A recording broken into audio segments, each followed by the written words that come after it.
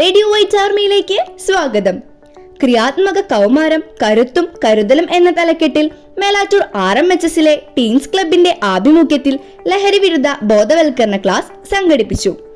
ക്ലാസിന് excise preventive officer Prasad sir നേതൃത്വം നൽകി.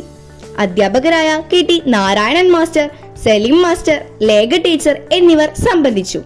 കൂടുതൽ ദൃശ്യങ്ങളിലേക്ക്. ഇങ്ങനെ ഇത്രയും മാരകമായ ഒരു സാധനം പുറത്തു കൂടെ നടക്കുന്നുണ്ടെന്നും നിങ്ങൾക്ക് അറിയാത്തതല്ല. പക്ഷെ അതിന്റെ ഭീകരത എന്താണെന്ന് അറിയണമെങ്കിൽ ഇതുപോലെ കുറേ അനുഭവങ്ങൾ. കഴിഞ്ഞ ദിവസം ഒരു കേസ് എടുത്തുകൊണ്ട് ഒരു വീട്ടിൽ കഞ്ചാവ് സൂക്ഷിച്ചിട്ടുണ്ടെന്നുള്ള പരാതിയുടെ അടിസ്ഥാനത്തിൽ ഞങ്ങൾ രാവിലെ നേരത്തെ 4 മണി തൊട്ടിട്ട് ആ വീടിന് ചുറ്റുവട്ടമുണ്ട്.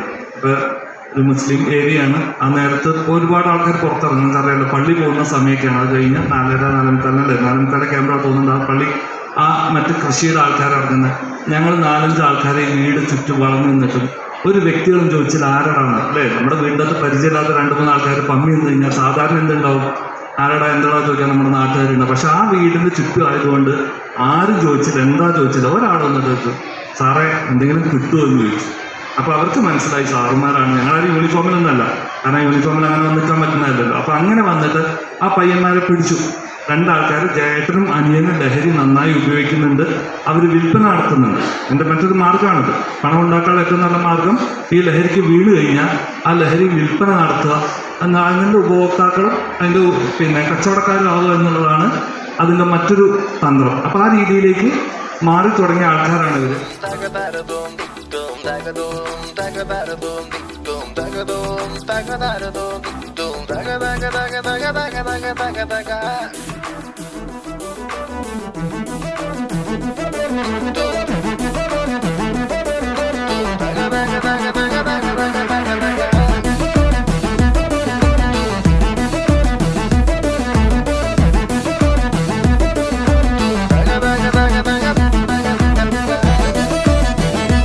JRC റേഡിയോ വൈറ്റ് ആർമി എന്നുമെന്നും നിങ്ങൾക്കും.